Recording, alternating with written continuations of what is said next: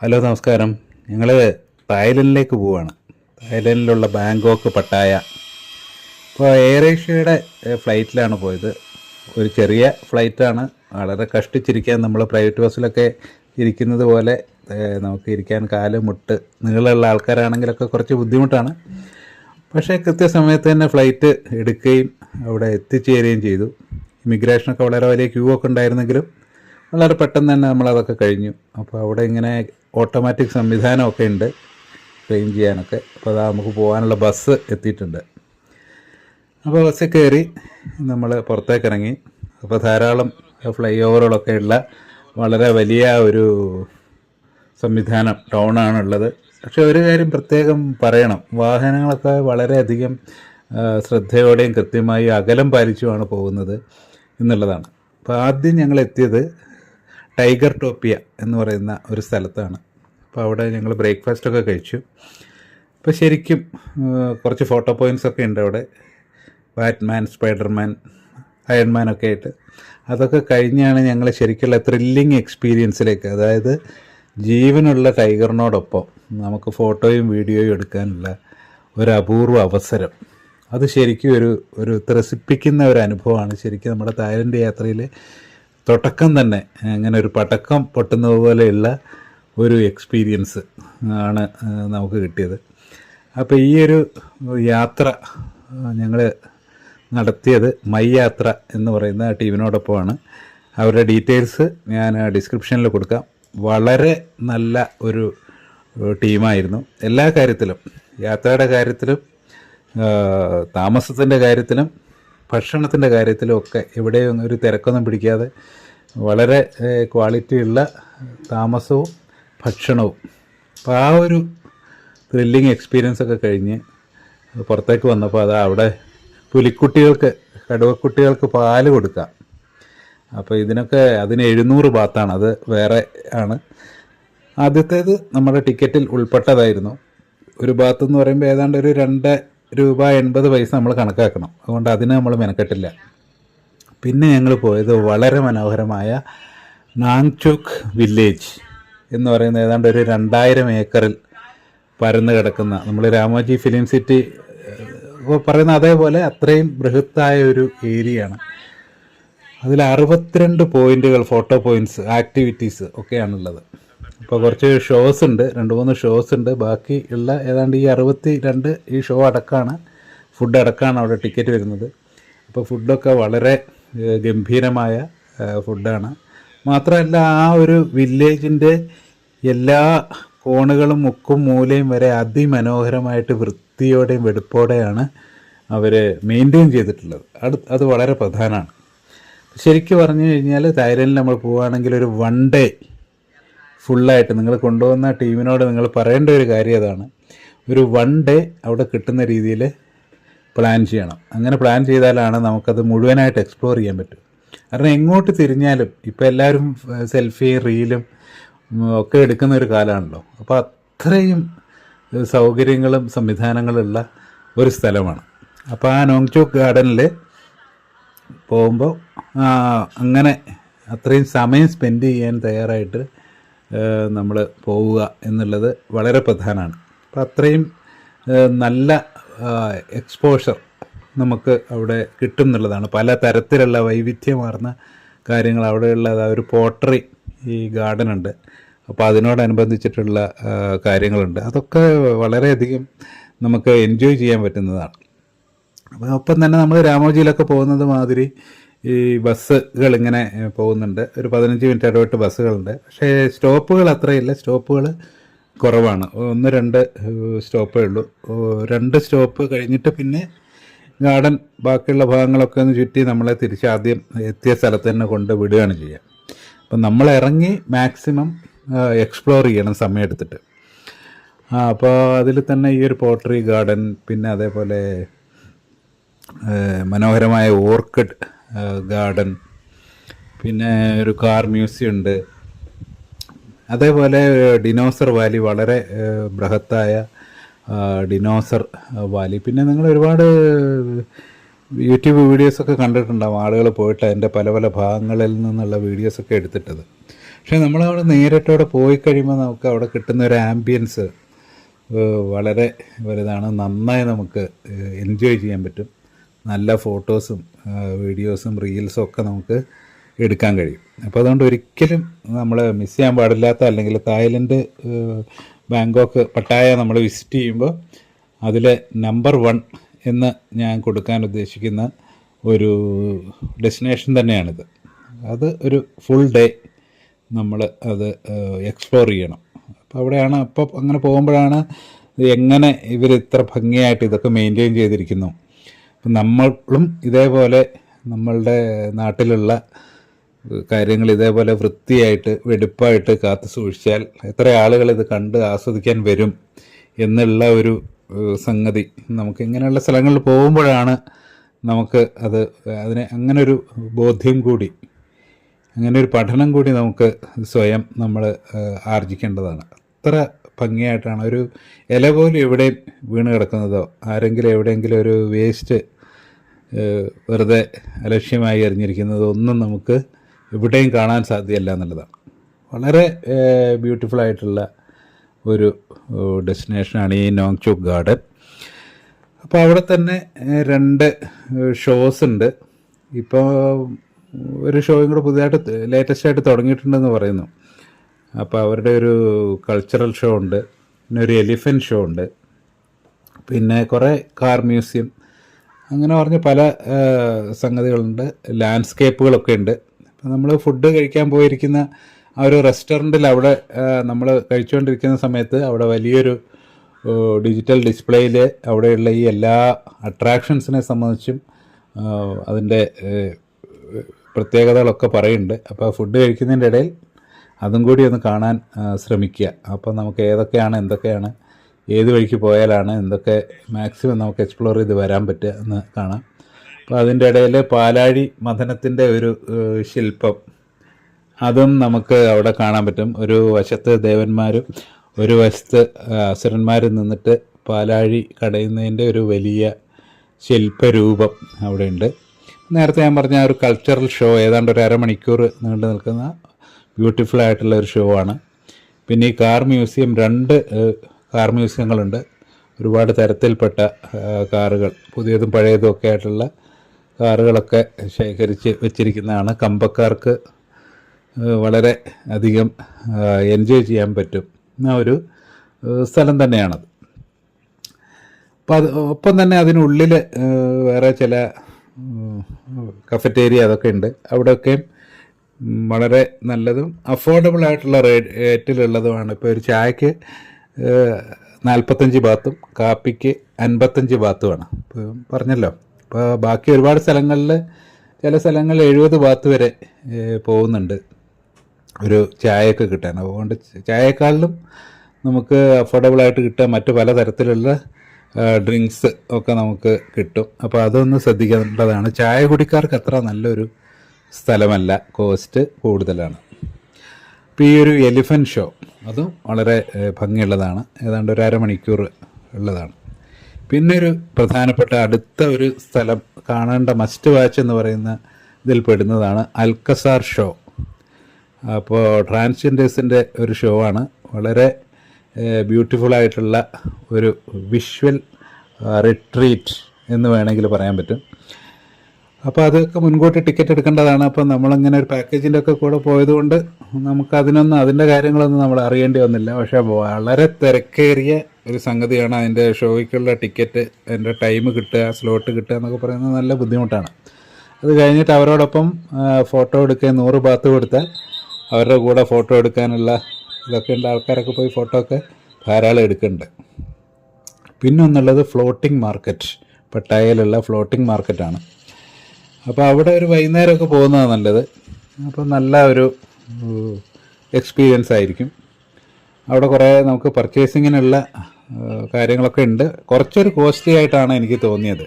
കാരണം ബാക്കി ചില സ്ഥലങ്ങളിലൊക്കെ കുറച്ചുകൂടി നമുക്ക് അതിനേക്കാളും കുറഞ്ഞ് കിട്ടുന്ന സ്ഥലങ്ങളുണ്ട്. അപ്പോൾ എങ്കിലും നമ്മൾ ഗ്രൂപ്പായിട്ടൊക്കെ പോകുമ്പോൾ ഒരു 10 പേരെങ്കിലും ഉണ്ടെങ്കിൽ ഓരോരുത്തരും ഒറ്റയ്ക്കൊറ്റയ്ക്ക് വാങ്ങാൻ നിൽക്കാതെ 10 ആളും കൂടി ഒരു 10 പീസ് എന്നുള്ള രീതിയിൽ വില പറഞ്ഞാലൊക്കെ ചിലപ്പം നമുക്ക് എല്ലായിടത്തും, ഇവിടെ മാത്രമല്ല എല്ലാ സ്ഥലത്തും കുറഞ്ഞ് കിട്ടാൻ സാധ്യതയുണ്ട്. എന്തായാലും നല്ല ആംബിയൻസ് ഉള്ള ഒരു മസ്റ്റ് വാച്ച് പ്ലേസാണ്. ഇതവിടെ ഇഷ്ടം പോലെ സ്പെഷ്യൽ സാധനങ്ങൾ ഇങ്ങനെ വറുത്ത് വെച്ചിട്ടുണ്ട്. ഏത് വേണമെങ്കിലും എടുക്കാം, ബാത്ത് എണ്ണിക്കൊടുത്താൽ മതി. അതൊക്കെ ഇവിടെ ഏത് ഭാഗത്ത് പോയാലും നമുക്ക് കാണാൻ സാധ്യതയുള്ള സാധനങ്ങളാണ് ഇതൊക്കെ. പിന്നെ ഉള്ള ഒരു ഡെസ്റ്റിനേഷൻ എന്ന് പറയുന്നത് ടെർമിനൽ 21 എന്ന് പറയുന്ന ഒരു മാളാണ്. തീർച്ചയായും നമ്മൾ പോയി കാണേണ്ട ഒരു മാൾ തന്നെയാണ്. നേരത്തെ നമ്മൾ ആ ഗാർഡൻ്റെ കാര്യം പറഞ്ഞ പോലെ ഇതിൻ്റെ എല്ലാ മുക്കും മൂലയും നമ്മൾ ഇവിടെയൊന്നും കാണുന്ന തരത്തിലുള്ള ഒരു മാളേ അല്ല.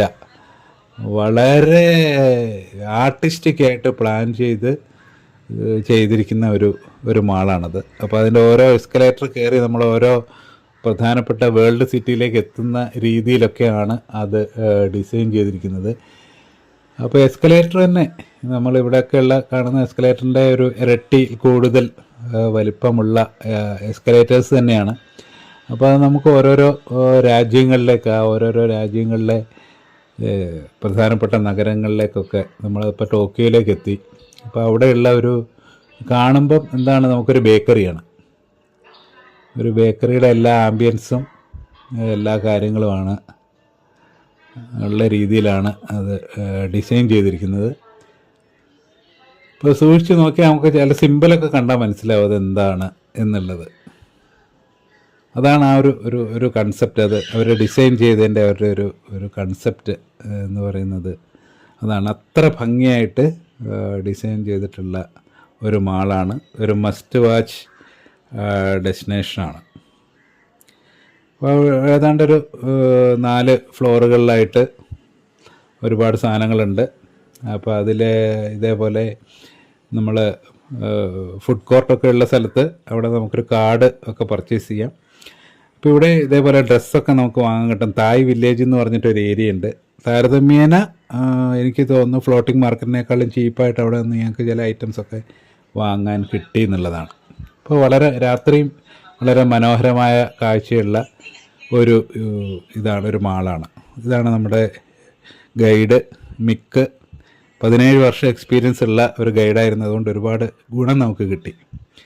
പിന്നെ അവിടെ ഏറ്റവും പ്രധാനപ്പെട്ട ഒരു സംഗതിയാണ് ഈ മസാജ്. തായ് മസാജ് കേട്ടിട്ടുണ്ടാവും. അപ്പോൾ ആ ഒരു 250 ബാത്ത് മുതൽ അവൈലബിളാണ്. ഇതതുപോലെ അവിടുത്തെ വാക്കിംഗ് സ്ട്രീറ്റിലൊക്കെ പോകുമ്പോൾ നമുക്ക് നേരിട്ട് ഫോട്ടോ ഒന്നും എടുക്കാൻ പറ്റില്ല, നമുക്ക് സെൽഫി എടുക്കാം. അപ്പോൾ അവിടെയുള്ള ആളുകളെ അതിൽ പെട്ട് കഴിഞ്ഞാൽ അവർ വന്ന് നമ്മളോട് പൈസയൊക്കെ ചോദിക്കും. അപ്പോൾ ശ്രദ്ധിച്ച് എടുക്കാം. നമുക്കിങ്ങനെ കാണാൻ പറ്റും ആ സ്ട്രീറ്റിൻ്റെ 2 സൈഡിലും ധാരാളം ബാറുകളും ഇതേപോലെ. അതായത് 7-Eleven എന്ന് പറയുന്ന മാർക്കറ്റുകളാണ്. വളരെ അഫോർഡബിളായിട്ട് നമുക്ക് അവിടെ സാധനങ്ങൾ കിട്ടുന്ന സ്റ്റോറുകളാണത്. വലിയൊരു മാർക്കറ്റ് നെറ്റ്വർക്കാണ്.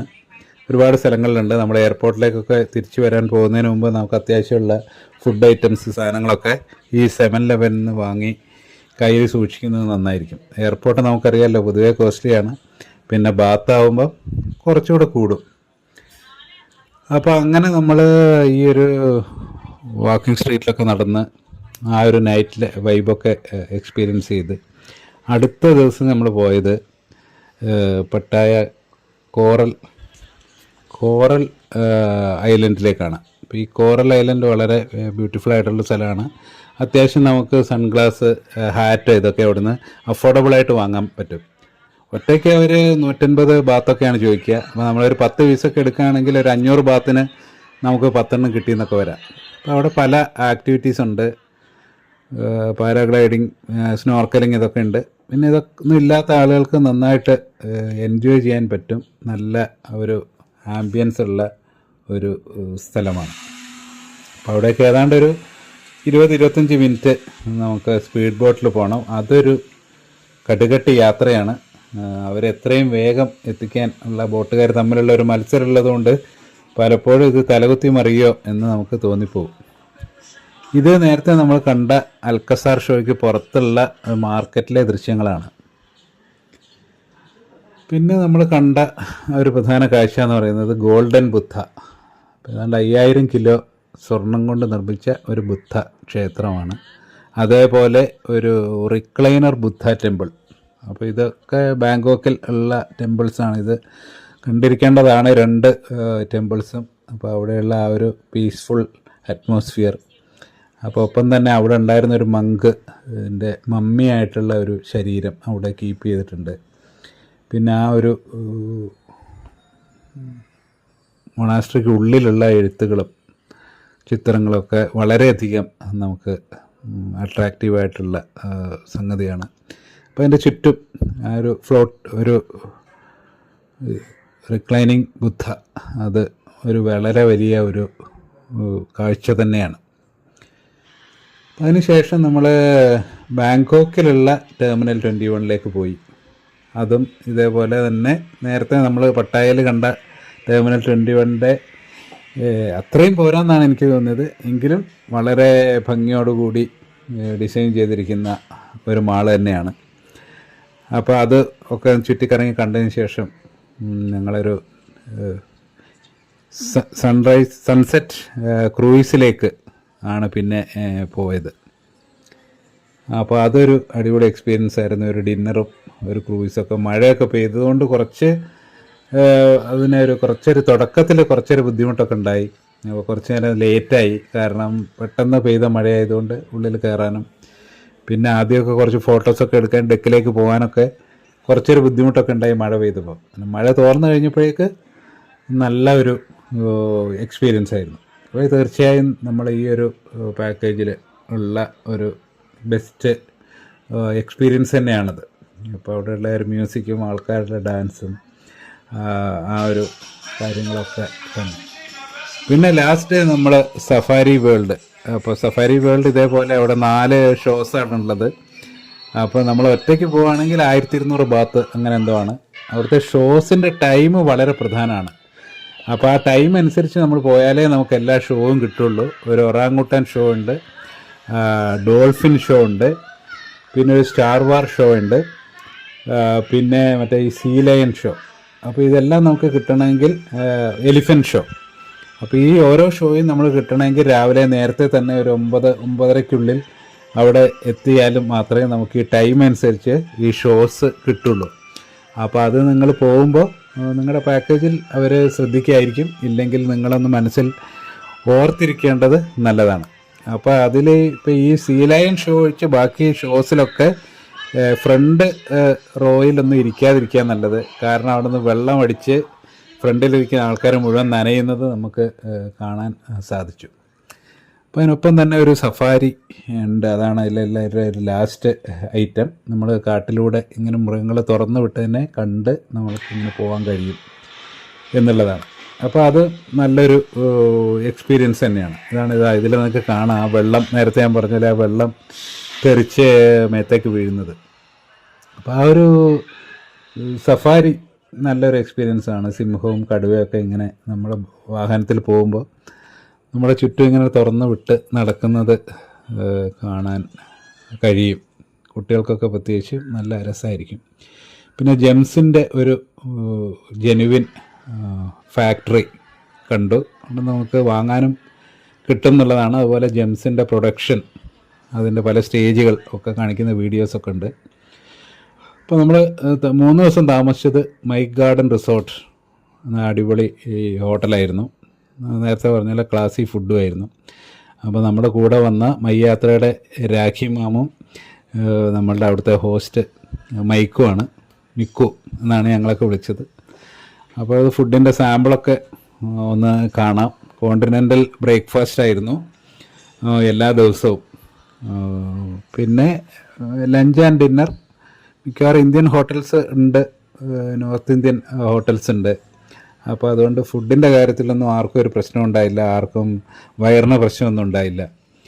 അപ്പോൾ അത് ആ ഒരു ഫുഡിൻ്റെ ഒരു ക്വാളിറ്റി.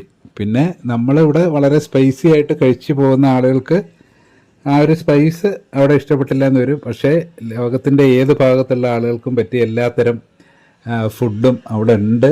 നമുക്ക് ഇഷ്ടം പോലെ ഉണ്ടാക്കി കഴിക്കാം. ചായയൊക്കെ സന്തോഷത്തോടു കുടിക്കാം. ഞാൻ നേരത്തെ പറഞ്ഞല്ലോ, ചായ കുടിയന്മാർക്ക് ഒരു ബുദ്ധിമുട്ടാണ്. ആവറേജ് ഒരു 50 ബാത്തിന് മുകളിലാണ് ഒരു ചായ കിട്ടുക. അത് നമുക്കിവിടെ കിട്ടുന്ന പോലെയുള്ള ചായയും അത്രയും ക്വാണ്ടിറ്റിയും കിട്ടാനുള്ള ഒരു സാധ്യത വളരെ കുറവാണ്. അപ്പോൾ പലതും അഡീഷണലാണ് നമുക്ക് പാക്കേജിൽ. നേരത്തെ ഞാൻ പറഞ്ഞതുപോലെ നമ്മൾ കോറൽ ഐലൻഡിലേക്ക് പോകുമ്പം അവിടെയുള്ള ആക്ടിവിറ്റീസിനൊക്കെ കൂടി ഏതാണ്ട് ഒരു 2500 ബാത്ത് അങ്ങനെ എന്തോ ആണ്. അപ്പോൾ ഞാൻ എല്ലാത്തിനൊന്നും പോയില്ല. പിന്നെ അതേപോലെ മസാജിനൊക്കെ പോകണമെങ്കിൽ 250 ബാത്ത് മുതലാണ്.